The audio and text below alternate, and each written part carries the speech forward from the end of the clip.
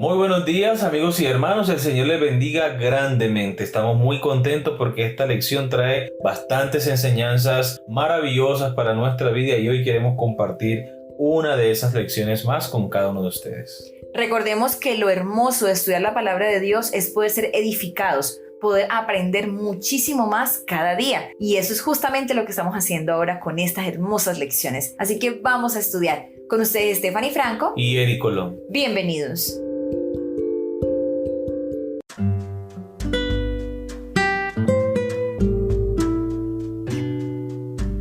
Martes 9 de marzo, amigos de ayuno. El título de la lección para el día de hoy.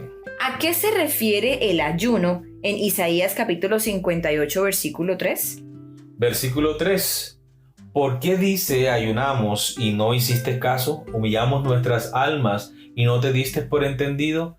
He aquí que en el día de vuestro ayuno buscáis vuestro propio gusto y oprimís a todos vuestros trabajadores. Entonces, Samuel, la pregunta es, ¿a qué se refiere el ayuno? En el contexto de Isaías 58, 1 al 8, este ayuno que está haciendo el pueblo en el versículo 3 es un mero formalismo. Es una apariencia de piedad. Este ayuno fue el único que Dios instituyó en el día de la expiación. Se supone que era un día en el cual el pueblo debía manifestar piedad, amor, entrega. No como una apariencia nada más, sino que realmente se viera el trato con las demás personas. Este ayuno debía ser una forma de demostrar cuán agradecidos estábamos con Dios, compartiendo lo que hemos recibido de Dios con las demás personas, compartiendo el pan, compartiendo el vestido, compartiendo el hogar, dándole asistencia social a las personas. Cuando Dios mirara de los cielos y viera a sus hijos haciendo estas obras de bondad, estas obras de amor, dejando de comer para que coma el menos afortunado, Dios se alegraría. Ese era el propósito. Sin embargo, ellos solo vistieron este día de ayuno de pura apariencia, de pura formalidad. Y Dios no lo veía con agrado. Por eso lo reprendió duramente. Este debe ser el ayuno del día de la expiación, el único ayuno ordenado por Dios, como está en Levíticos capítulo 16, versículos 29 y 31, y el capítulo 23, versículos 27 al 32. Esto se confirma en Isaías 58, 3, por la expresión paralela humillamos, que sigue la terminología de Levítico. Humillarse o afligirse se refería a varias formas de abnegación, incluido el ayuno. Lo podemos comparar con el Salmo 35, versículo 13, y Daniel capítulo 10, versículos 2, 3 y 12. El contexto del día de la expiación explica el mandato de Dios: alza tu voz como trompeta, como está en Isaías 58:1. Este tipo de trompeta de cuerno de carnero llamado shofar debía hacerse sonar como recordatorio 10 días antes del día de la expiación, como está en Levíticos capítulo 23, versículo 24. Además, cada 50 años en el día de la expiación era para anunciar el comienzo del año del jubileo. Levítico capítulo 25, versículos 9 y 10, y podemos compararlo con Isaías capítulo 27, versículo 13. Lee Isaías capítulo 58, versículos 3 al 7. ¿Qué quejas le presenta el Señor? ¿Qué tenía de malo su ayuno? Isaías 58, versículos 3 al 7. Dicen, ¿por qué ayunamos y no hiciste caso? ¿Humillamos nuestras almas y no te diste por entendido? He aquí que en el día de vuestro ayuno buscáis vuestro propio interés y oprimís a todos vuestros trabajadores. He aquí que para contiendas y debates ayunáis, y para herir con el puño inicuamente. No ayunéis como lo hacéis ahora, para que vuestra voz sea oída en lo alto. ¿Es este el ayuno que yo escogí, que de día aflija el hombre su alma, que incline su cabeza como un junco, y haga cama de telas ásperas y de ceniza? ¿Llamaréis a esto ayuno y día agradable a Jehová? El ayuno que yo escogí no es más bien desatar a ligaduras de impiedad, soltar las cargas de opresión, dejar ir a los quebrantados y romper todo yugo. ¿No es que compartas tu pan con el hambriento, que a los pobres errantes albergues en casa, que cuando veas al desnudo lo cubras y que no te escondas de tu hermano? Muy bien, recordemos la pregunta. ¿Qué queja le presenta el Señor? ¿Qué tenía de malo su ayuno?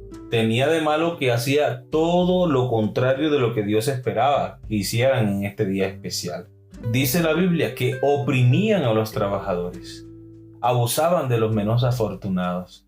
no mostraban el mismo amor que Dios le había mostrado a ellos durante todo un año de pecados y errores. Cada día Dios perdonaba sus pecados, pero ellos no eran capaces de perdonar a aquel hermano que tenía una deuda contra él, o a aquel hermano que no había podido pagarle a tiempo, sino que lo oprimían, lo esclavizaban y no mostraban ese amor que Dios le manifestaba a ellos. Esto era lo que Dios aborrecía. Parece que el pueblo esperaba que el Señor lo felicitara por su piedad. Por supuesto, hacían todo al revés. Practicar la abnegación en el día de la expiación era expresar su gratitud y su lealtad hacia Dios el día en que el sumo sacerdote acudía a Dios para purificar el santuario y así limpiarlos de los pecados por los que ya habían sido perdonados. Sus actos debían haberse realizado en agradecimiento y gratitud al Dios que los salvó en el día del juicio, no para obtener la aprobación de Dios por su piedad y devoción. Al fin y al cabo, eran los pecados del pueblo los que habían contaminado el santuario de Dios. Había que purificarlo con la sangre derramada por lo que ellos habían hecho.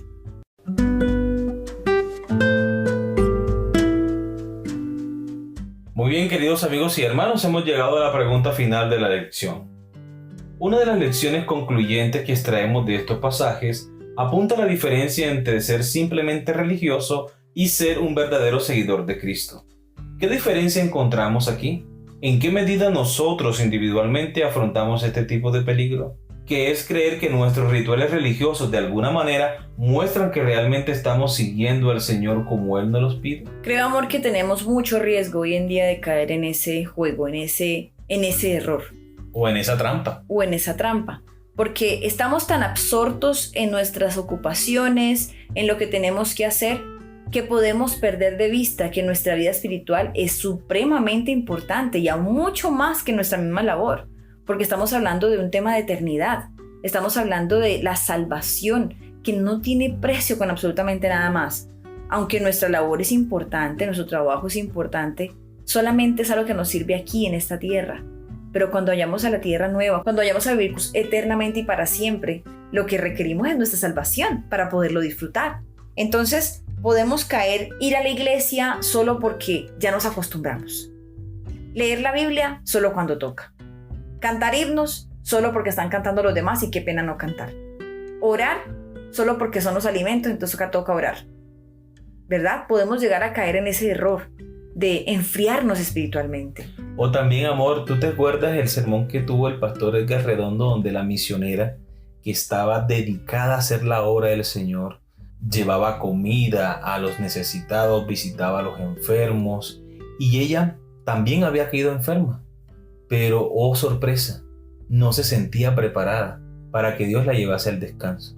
Entonces le rogó a Dios que le diera una nueva oportunidad.